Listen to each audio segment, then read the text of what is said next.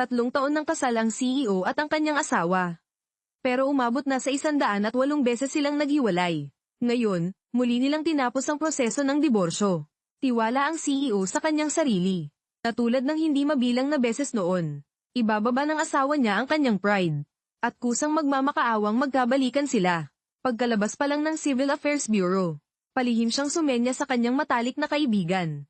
Agad naman itong nakuha ng kanyang kaibigan. At sinadyang iharang ang paa para patirin ng babae sa likuran. Malakas na bumagsak ang babae sa malamig na sahig. At agad na sugatan ng kanyang binti ng matatalim na bato. Patuloy na umagos ang pulang-pulang dugo mula sa kanyang sugat.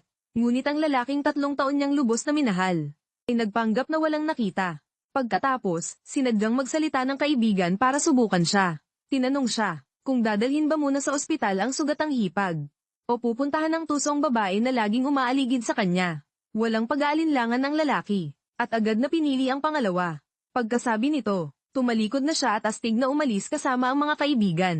Nang paalis na sakay ng kotse, sinadya pa niyang idiin ang silinyador. Tumalsik ang naipong maruming tubig sa gilid ng kalsada sa mukha ng babae. Gayunpaman, hindi sumagi sa panaginip ng walang hiyang lalaking ito.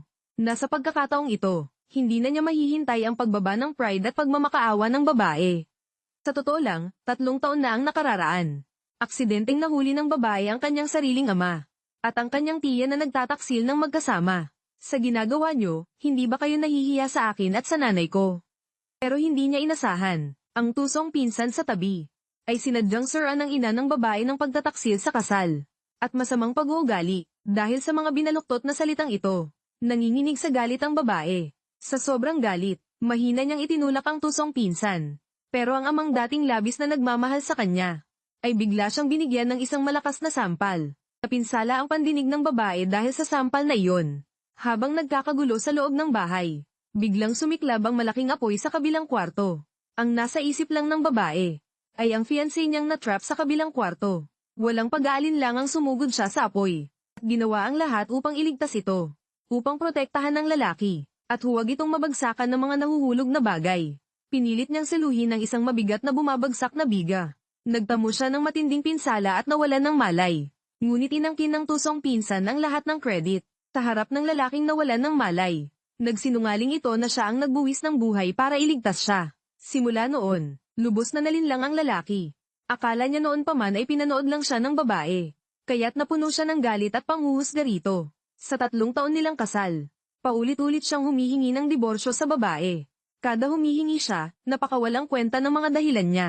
Minsan dahil hindi niya gusto ang lasa ng niluto ng babae, o kaya naman ay dahil pangit ang kulay ng suot nitong damit.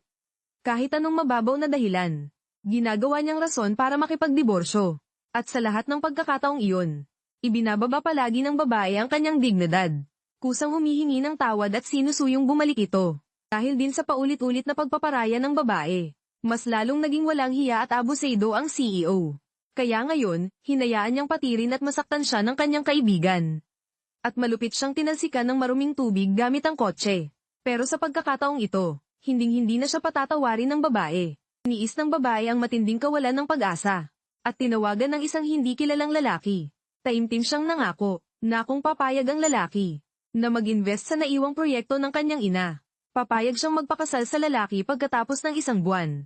Pero pagkababa pa lang niya ng telepono, biglang lumabas sa cellphone niya ang nagyayabang na mensahe ng tusong pinsan. Sa litrato, suot ng pinsan ng isang magandang jade bracelet. Hindi na niya pinansin ang dumudugong sugat sa kanyang binti. Agad siyang tumayo at nagpunta sa bar kung nasaan ang tusong pinsan.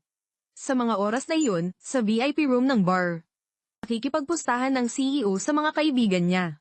Kung gaano katagal bago umiyak at magmakaawa ang babae sa kanya. Sigurado ang mga kaibigan niya, na ilang araw lang ay aamin ng mali ang babae. Pero sinabi ng CEO, na hindi aabot ng ilang oras ang babae. Sakto namang, diretsyong pumasok ang babae sa VIP room. Pagkakita sa kanya ng lalaki, agad niyang inakbayan ang tusong babae sa kanyang tabi. Habang mapagmataas at nanguuyam ang tingin. Tahimik siyang naghihintay na bumigay ang babae at magmakaawang magkabalikan sila. Agad niyang kinumpranta ang tusong pinsan. Kung bakit suot nito ang pamana na para sa kanya. Nagkunwaring inosente ang tusong pinsan at sumagot. Na nabanggit lang niyang nagustuhan niya iyon. At agad itong ibinigay ng CEO sa kanya. Sinabi ng babae na iyon ang kaisa-isang pamana ng kanyang ina. Pero sumagot ang walang hiyang lalaki. Ang tagal ng patay ng nanay niya. Kailangan bang palakihin ang issue dahil lang sa isang lumang bracelet? Sa puntong ito, nagsulsulpa lalo ang tusong pinsan. Kinuha ang isang baso ng matapang na alak sa mesa. Kapag ininom ng babae ang alak na ito, ibabalik na niya ang bracelet sa kanya. Agad sumugod ang matalik niyang kaibigan para pigilan siya. Alam ng lahat na may matinding allergy ang babae sa alak. Kung makainom siya, baka mag-shock siya agad. At manganib ang buhay niya. Pero ang CEO na kinakampihan ng tusong babae, hindi lang walang balak na pigilan ito. Nandidiri pa niyang sinigawan ng babae na nakakahiya ito. At sa pilitang inutos na inumin nito ang alak. Nang makitang walang balak uminom ang babae, puwersahan niyang ipinainom ang isang buong baso ng matapang na alak. Hanggang sa sandaling ito, lubos na naunawaan ng babae, na hindi lang siya kailanman minahal ng lalaking ito. Gusto rin itong mawala na siya. Nigilan ng babae ang matinding sakit ng katawan. At nagsalitang muli para lang makuha ang pamana ng kanyang ina. Kunwari mang ibabalik ng tusong babae. Isang segundo bago pa man mahawakan ng babae ang bracelet. Bigla nitong binitawan ito. Malakas na bumagsak ang mahalagang jade bracelet sa sahig.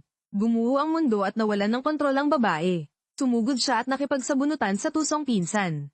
Ngunit malakas siyang hinayla palayo ng CEO. At sumigaw ng malakas, tapos ka na ba manggulo? Wala siyang pakialam kung sino ang tama o mali. Panig siya sa tusong babae mula simula hanggang huli.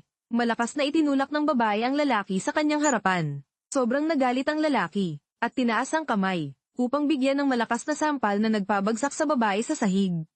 Dahilan upang mahulog ang hearing aid, na maraming taon ng suot ng babae.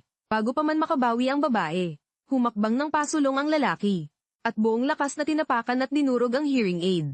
Tuluyan itong dinurog ang huling pag-asa niyang makarinig muli. Pagkatapos ay tuluyan na itong umalis ng VIP room nang hindi man lang lumingon.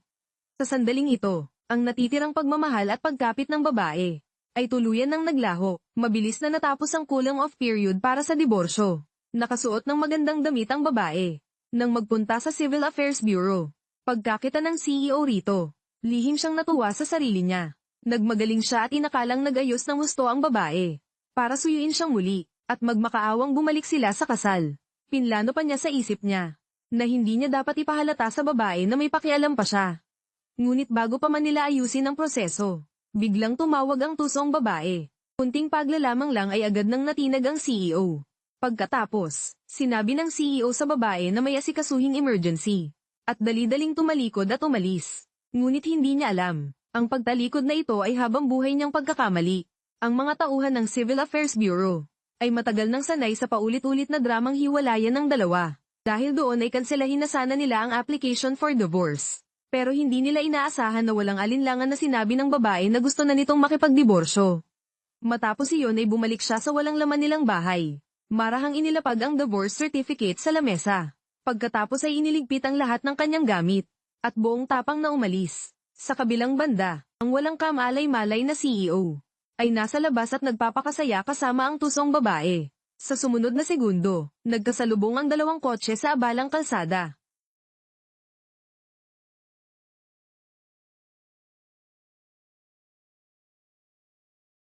Shen Xingchen. Column. Hindi na tayo magkikitang muli.